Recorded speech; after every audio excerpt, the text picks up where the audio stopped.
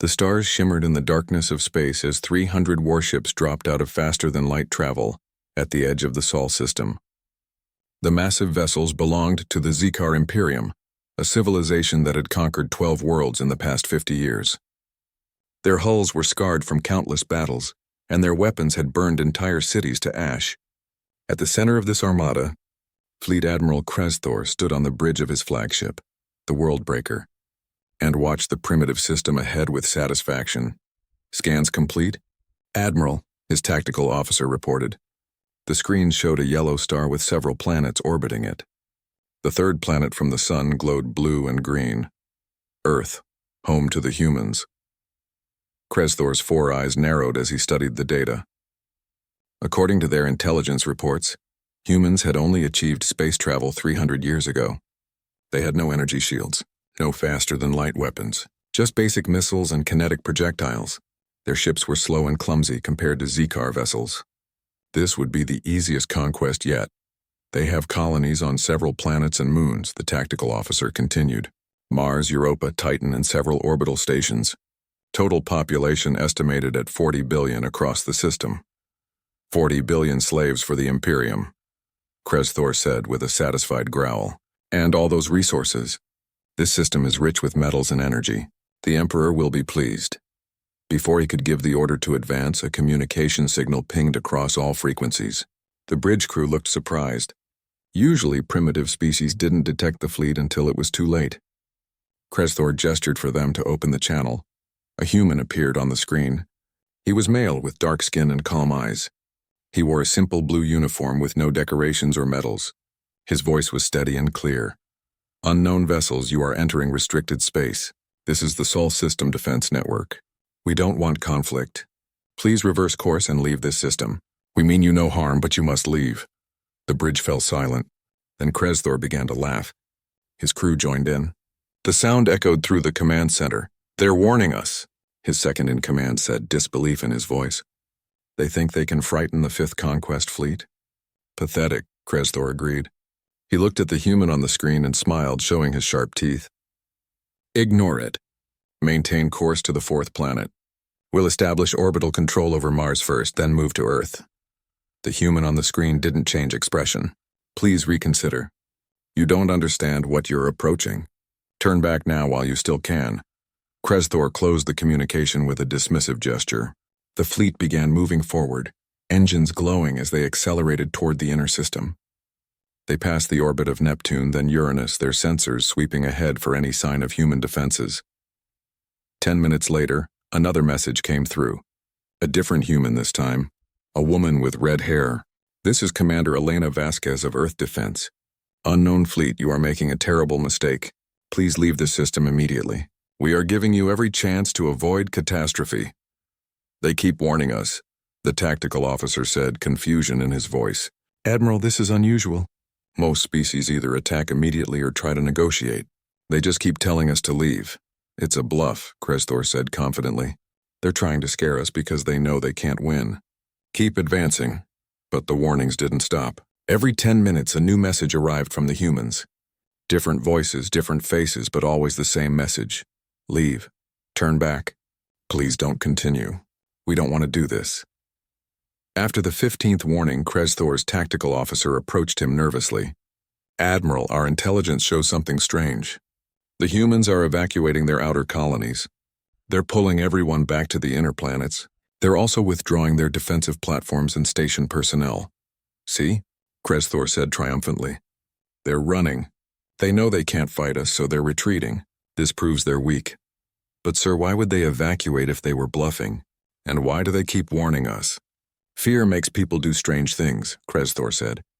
"Maybe they think if they warn us enough, we'll believe they have some secret weapon. It's a psychological trick, nothing more." The fleet crossed the asteroid belt without incident. Mars loomed ahead, its red surface dotted with dome cities and industrial complexes. Sensors showed that the cities were empty. The humans had evacuated everyone. Only automated systems remained online. "They abandoned an entire planet," the second-in-command said. "Just gave it up without a fight." Kresthor felt a moment of doubt but pushed it aside. Winners didn't hesitate. "It means we've already won. Prepare to assume orbit around Mars. We'll use it as our staging ground for the assault on Earth.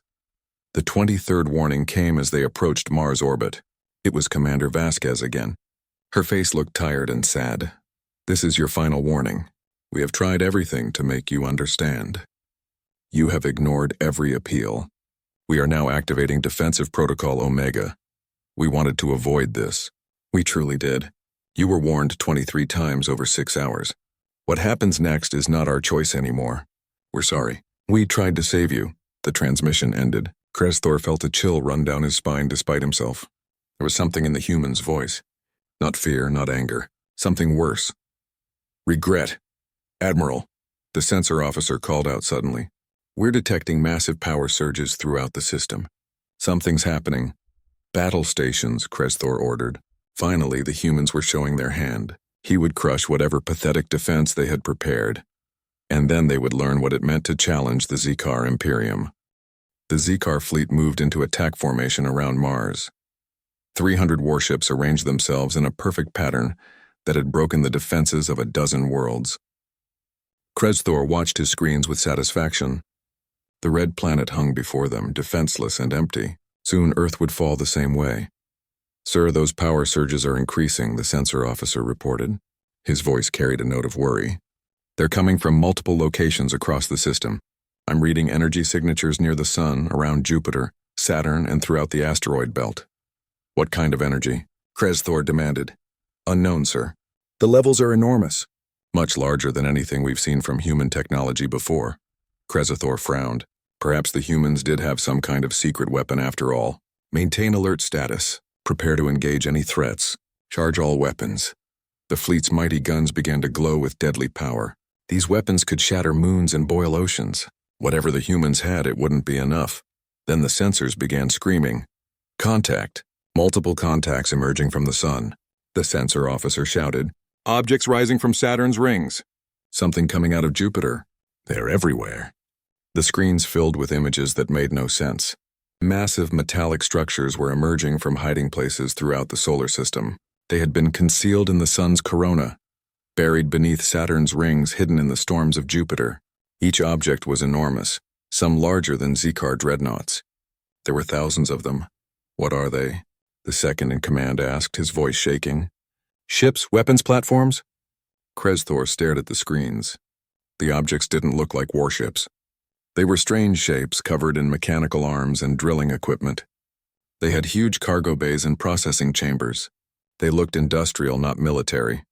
Get me identification on those objects, he ordered. The computer analyzed the signatures and cross-referenced them with the intelligence database. When the results came back, the tactical officer looked confused. Sir, according to our data, these are human resource harvesting machines. They're called von Neumann harvesters. The humans use them to mine asteroids, collect gases from Jupiter and Saturn, and even harvest solar material directly from the Sun. Mining equipment? Kresthor said. They activated mining equipment against us? Sir, the scale of these machines is incredible. Each one has processing power equivalent to our largest refineries. They're designed to dismantle asteroids and process entire moons. The humans have been using them for 80 years to gather resources. Kresthor felt confused and then angry. The humans had tried to frighten them with industrial machinery. This was an insult. So what? Mining equipment isn't weapons. They're trying to intimidate us with their worker machines? Admiral, 20 of the harvesters are changing course. They're moving toward our fleet. Let them come, Kresthor snarled. If the humans want to throw their mining machines at us, we'll destroy them. All ships prepare to fire. Target the approaching objects. Show these primitives what real power looks like. The fleet's weapons locked onto the nearest harvester. It was a massive rectangular structure covered in drilling arms and collection ports. It moved slowly but steadily toward them, completely ignoring the weapon locks. Fire, Kresthor commanded. Energy beams lanced out from 50 ships. Each beam carried enough power to crack a planet's crust. They struck the harvester in a concentrated barrage that lit up space like a newborn star. When the light faded, the harvester was still there. Its hull glowed slightly from the heat, but it showed no damage. It didn't even slow down. Impossible, the tactical officer whispered. Our weapons had no effect. Fire again. Maximum power. Another barrage struck the harvester. Then another. The Zikar poured enough firepower to destroy a small fleet into the single target. The harvester's shields absorbed everything. These shields weren't designed for combat. They were designed to protect the machine while it dove into the sun's corona to collect material. Compared to solar radiation, the Z-Car weapons were like throwing stones at a mountain. "Sir, the harvester is deploying something," the sensor officer reported. His voice was high with fear now. "Thousands of smaller objects. They're spreading out toward our ships." The screen showed a cloud of small machines erupting from the harvester's bays. They looked like metal insects, each one bristling with tools and cutting implements. There were millions of them, and they were moving fast. "What are those?" Krezthor demanded. "Mining drones, sir.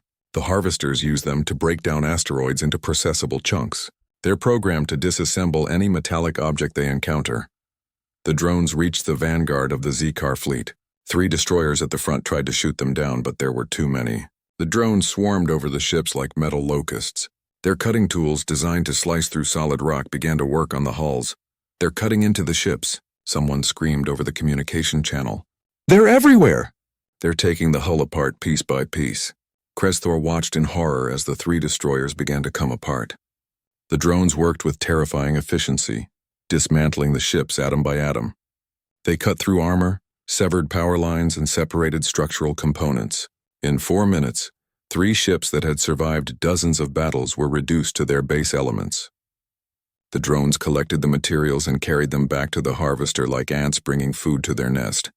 "All ships, retreat," Krezthor shouted. "Get us away from those things!" But more harvesters were approaching now. 20, then 50, then 100. They converged on the fleet from all directions, treating the Z-Car warships exactly the same way they treated asteroids, as sources of raw material to be collected and processed. A communication channel opened. Commander Vasquez appeared on the screen again.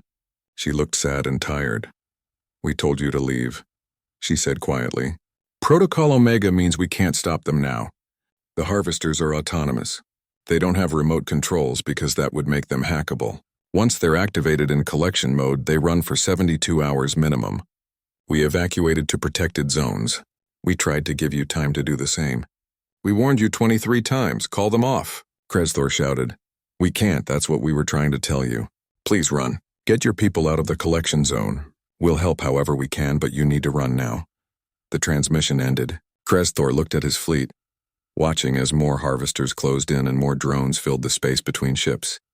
The Z-Car fleet tried to run, but they had advanced too deep into the solar system. The harvesters surrounded them on all sides, moving with the patient certainty of machines that had no concept of urgency or mercy. They simply followed their programming. Locate metallic objects, deploy drones, collect and process materials. Krezthor's flagship accelerated hard, trying to break free from the encirclement. Around him, his fleet scattered in panic. The perfect battle formation that had conquered 12 worlds dissolved into chaos as 300 ships fled in different directions. "Status report," Krezthor demanded. The tactical officer's hands shook as he worked his console. "We've lost 17 ships in the last hour, sir. The harvesters are pursuing multiple groups. Ships with damaged engines from our earlier drills are being caught first. The drones are too fast and too numerous to shoot down." On the screens, Krezthor watched another destroyer die. The ship tried to outrun a swarm of mining drones, but its engines had been damaged during a training exercise 2 days ago. The drones caught up and began their terrible work. The crew's final screams echoed across the communication channels before cutting off, as the drones severed the transmission equipment along with everything else. "What about jumping to faster than light?" the second-in-command asked desperately. "We can escape that way." "Negative, sir," the navigator responded. "Jupiter's electromagnetic field is interfering with our FTL drives. We didn't know this would happen. Human ships must be shielded against it, but ours aren't. We can't jump while we're this close to the planet." Krezthor felt cold dread spreading through his body. They were trapped. Trapped with machines that didn't know they were fighting a battle. The harvesters weren't warriors. They were tools, and that made them so much worse.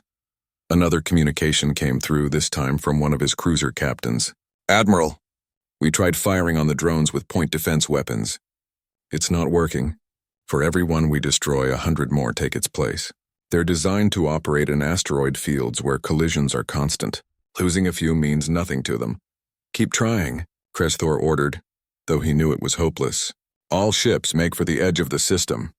Maximum speed. Abandon any vessel that can't keep up." The order tasted like poison in his mouth. He was telling his people to leave their comrades behind. But staying meant death for everyone. The fleet ran. For 18 hours, they ran through the solar system, trying to reach the point where they could safely jump to faster than light. Behind them, the harvesters followed. They didn't chase with speed or aggression. They simply maintained their collection operations, methodically processing every ship they caught. A frigate's engine failed near Saturn. The harvesters reached it in minutes. Kresthor watched on long-range sensors as the drones reduced the ship to atoms. 3,000 crew members died in the time it took him to drink a cup of water. "Admiral, we're receiving a message from the humans again," the communication officer said. Commander Vasquez appeared on screen. She was on a ship now, a small industrial vessel. Behind her, Kresthor could see human workers in orange suits. "We're coming to help," she said. "Our rescue ships are moving to extract survivors from disabled vessels.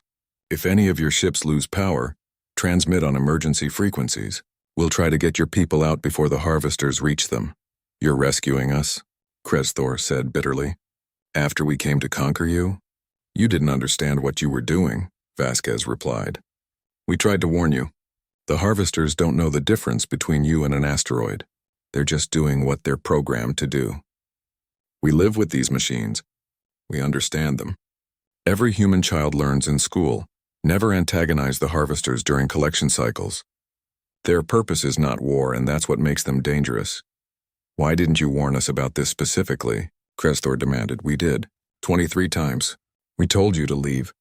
We said we didn't want to do this. We said you didn't understand. What else could we say? If you had just listened, none of this would have happened." The transmission continued as Vasquez's ship moved through the debris field. The harvesters are triggered by large metal concentrations in designated zones. When we activate Protocol Omega, we're telling the harvesters that everything in the collection zone is fair game except protected areas. We evacuated to those protected areas. We tried to give you time to leave the zone entirely. "How long until they stop?"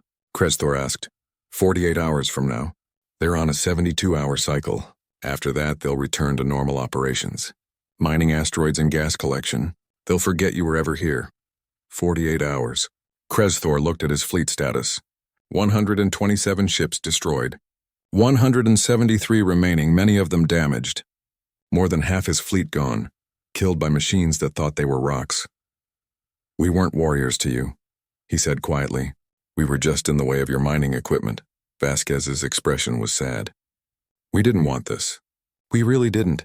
That's why we warned you so many times." Another ship died on the sensors, then another. The harvesters didn't hurry. They didn't need to. They had time, and the Zikar fleet was running out of space to run. Kresthor's flagship shuddered as drones impacted the rear shields. The harvester behind them was gaining ground. It was one of the large ones, a massive machine designed to process entire asteroids. His ship was just another rock to it. "Engineering, I need more speed," he shouted into the communication system. "We're at maximum, sir." "The engines can't take any more." The drones began cutting into the rear section of the ship. Kresthor felt the vibrations through the deck. He had faced enemies across 100 battles. He had stared down warriors and defied death. But this was different. This wasn't a battle. This was extermination by machines that didn't even know he existed as a living being. "All crew to the forward sections," he ordered. "Seal the rear compartments." His crew ran through the corridors as bulkheads slammed shut behind them. The rear third of the flagship was cut off, left to the drones while the rest of the ship tried to escape. Kresthor heard the screams of those who didn't make it in time. A human rescue ship appeared alongside his flagship. "This is Earth Rescue 7. We're preparing to extract your crew. Prepare to evacuate. I'm not abandoning my ship," Kresthor roared. "Then you'll die with it," the human pilot said calmly. "The harvester will reach your bridge in 20 minutes. Your choice, Admiral." Kresthor looked at his crew. They were terrified. They had fought bravely across the galaxy, but they had never faced anything like this. He made his decision. The evacuation tubes connected between the human rescue ship and the dying Zikar flagship. Kresthor stood on his bridge, watching his crew file through the emergency exits. Warriors who had conquered worlds now fled like refugees, saved by the very species they had come to enslave. "All crew evacuated from the forward sections, Admiral," his second-in-command reported. "You're the last one." Kresthor took one final look at his bridge. The World Breaker had been his command for 15 years. It had carried him to victory after victory. Now mining drones were tearing it apart from the stern, working their way forward with mechanical efficiency. He could hear the cutting through the bulkheads getting closer. He stepped into the evacuation tube. The human rescue ship was cramped and smelled strange. Kresthor and his senior officers were directed to a small meeting room while the rest of his crew was taken to holding areas. The humans treated them carefully, almost gently. Medical personnel checked them for injuries. No one pointed weapons at them. No one treated them as prisoners. Commander Elena Vasquez was waiting in the meeting room. She looked tired, her red hair pulled back in a messy tie. She gestured for Kresthor to sit. "Your crew will be safe," she said. "We're collecting survivors from 17 other ships right now. It's dangerous work. The harvesters don't recognize our rescue ships as protected, so we have to be very careful with our approach vectors." "Why?" Kresthor asked. The word came out harsh. "Why save us? We came to conquer your world." Vasquez was quiet for a moment. She poured water into 2 cups and slid one across to Kresthor. "Because you didn't understand what you were walking into. We tried to tell you. We sent 23 warnings over 6 hours. We evacuated for 3 days before you arrived, hoping you would see what we were doing and understand the danger, but you kept coming. We thought you were afraid," Kresthor admitted. His 4 eyes stared down at the table. Shame burned in his chest, an emotion he hadn't felt in decades. "We thought your warnings were bluffs. When you evacuated, we thought you were running from us." "We were running from the harvesters," Vasquez said. "We've lived with these machines for 80 years. We know what they can do.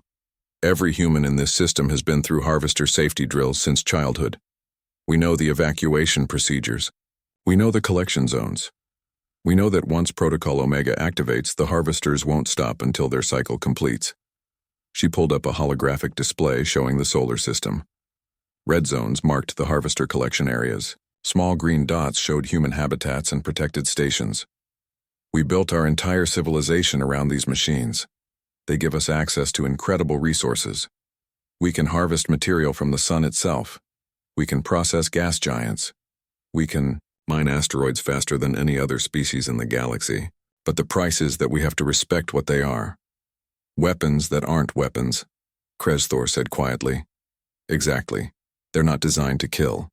They're designed to dismantle and process. But to them, there's no difference between an asteroid and a spaceship. Both are just collections of useful metals and materials. We made them autonomous because remote control systems can be hacked or jammed.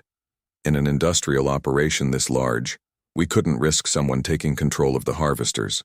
So they operate independently, following their programming." Kresthor thought about his fleet. 247 ships destroyed. 180,000 Zikar dead. Not killed in battle. Not defeated by superior tactics or weapons. Just processed like ore by machines that didn't know they were alive. "You weren't warriors when you warned us," he said. "You were trying to protect us." "Yes," Vasquez said simply. "We don't want to be conquerors. We don't want to be the galaxy's police force. We just want to be left alone to live our lives. When you entered our system, we hoped you would listen to the warnings and leave. When you didn't, we did everything we could to minimize the damage." "This is minimized?" Kresthor gestured at the screen showing the destruction. Vasquez's expression hardened.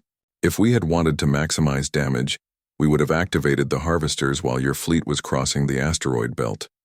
You would have been surrounded on all sides with no room to run. Or we could have activated them near the sun and let the solar collection units handle you. Those machines are even bigger and more powerful. We gave you the outer system to retreat through. We warned you 23 times. We evacuated for 3 days. We did everything except physically push your ships around. The deaths that happened are tragic, but they're on you for ignoring every warning." The words hit Kresthor like physical blows. She was right. His pride and his assumptions had killed his people. He had been so certain that humans were primitive and weak. He had interpreted their warnings as fear and their evacuations as retreat. He had walked his fleet into a trap of his own making. "The galaxy needs to know about this," he said. Other species need to understand what humanity has. We're not trying to keep it secret, Vasquez replied. Any species that takes the time to study our system would see the harvesters.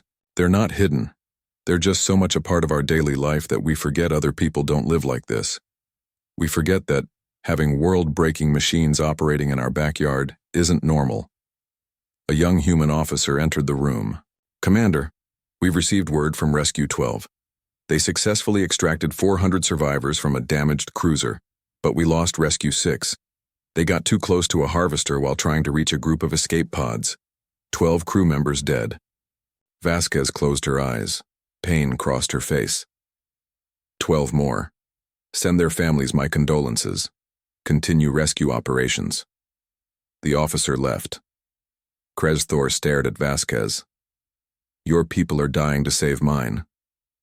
Yes, she said quietly. Because that's who we are. We build machines that can tear apart worlds.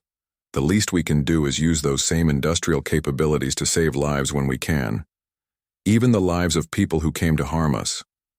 I don't understand you, Krezthor admitted. You don't have to. You just have to leave our system and not come back. Vasquez stood up. We'll transport you and your survivors to the system edge once the harvester cycle completes. From there, you can make your own way home. Consider this mercy, for the sake of mercy. We don't want your gratitude or your apology. We want you gone. Krezthor nodded slowly. Through the viewport, he could see his flagship in the distance. The drones had reached the bridge now. The mighty world breaker was being reduced to its component elements, just another asteroid in the harvester's endless collection cycle. He had come to this system as a conqueror.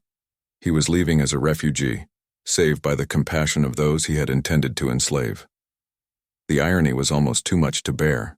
72 hours after Protocol Omega activated, the harvesters stopped. They didn't power down dramatically or signal their completion. They simply returned to their normal operations as if nothing had happened. The massive machines drifted back to their stations throughout the solar system. Some descended into Jupiter's atmosphere to continue collecting gases. Others moved back to the asteroid belt to resume mining. A few returned to the sun's corona, ready to harvest solar material. The debris field they left behind told the story of the Zikar defeat. Pieces of 247 ships floated in designated collection zones, waiting to be processed into raw materials. The harvesters had done their job perfectly. They had collected and sorted millions of tons of metal, plastics, and composite materials. To them, it had been a very successful operation. Krezthor stood in the observation deck of a human transport ship, watching the harvesters depart. 53 Zikar vessels remained intact, damaged but functional. These ships carried the survivors, barely a quarter of the original fleet. The rest were gone, processed into ingots and stored in harvester cargo holds alongside asteroid ore. We're approaching the system edge, a human officer informed him. Your ships will be free to jump to faster than light in 1 hour.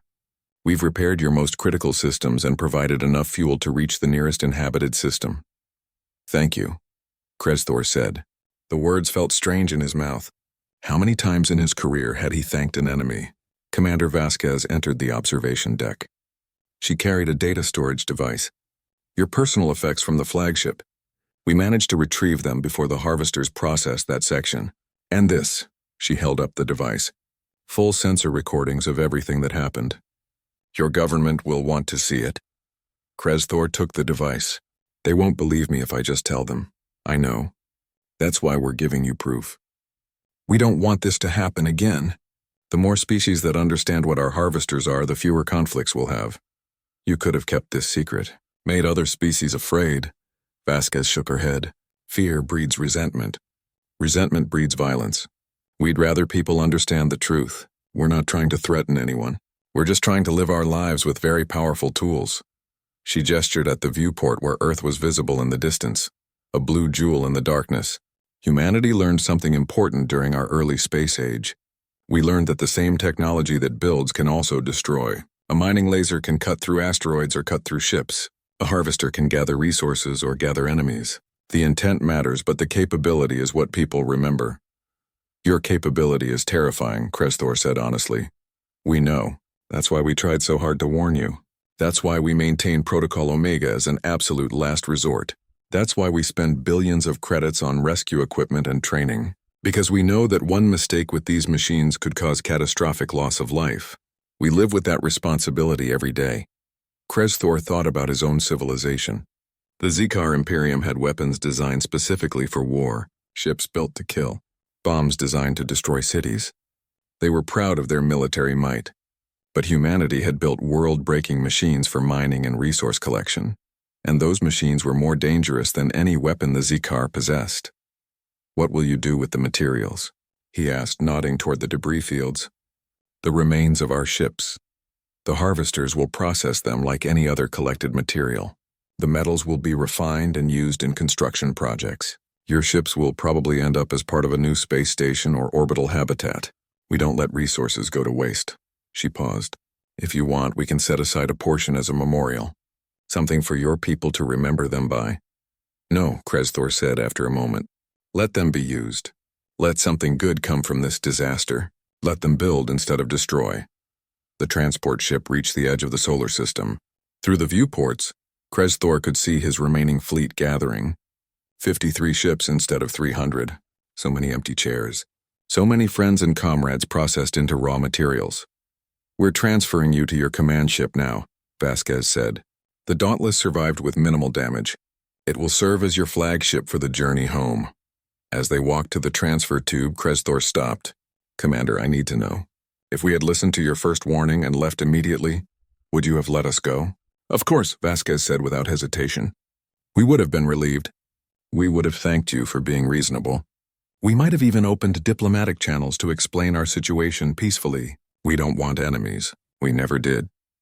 Krezthor boarded the Dauntless and took command of his shattered fleet. The journey back to Zikar space took 3 weeks. 3 weeks of writing reports, reviewing sensor data, and trying to explain to his superiors what had happened. 3 weeks of memorial services for the dead. 3 weeks of shame. When he arrived at the Zikar homeworld, the High Command was waiting.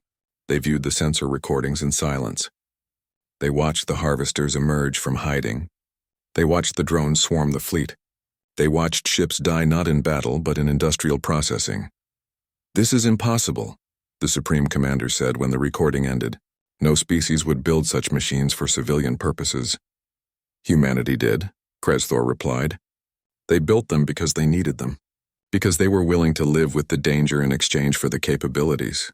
They've been operating these machines for 80 years without incident because they respect what the harvesters can do."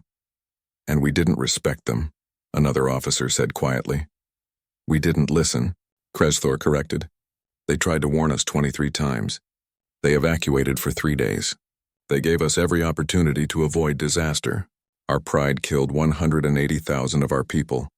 The High Command issued an immediate directive. No Zikar vessel was to enter the Sol system.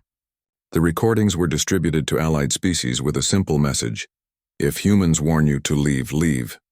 Do not test their patience. Do not assume they are bluffing. Their warnings are meant to protect you. Other aggressive civilizations in the galaxy scoffed at first. Humans were weak. Humans were primitive.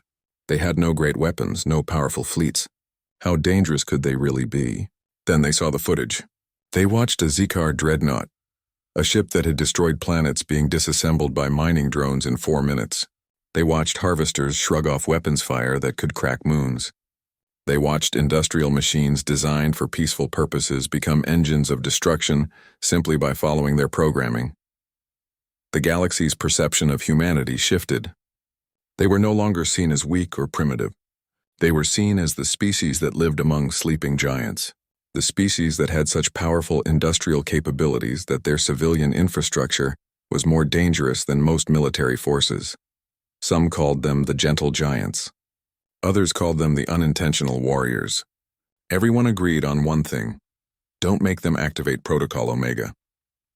5 years after the Battle of Sol, as it came to be known, Commander Vasquez stood at a memorial service on Mars. 12 names were carved into the monument. The rescue workers who had died trying to save Zikar survivors, humans who had given their lives for people who had come to conquer them. A young officer approached her, the same one who had reported the loss of Rescue 6 during the battle. "Ma'am, can I ask you something? Why did we try so hard to save them? They came to enslave us." Vasquez looked at the names on the memorial. 12 people who would never go home. 12 families forever changed. Because that's who we are. We build machines that can tear apart worlds. We harvest suns and process planets.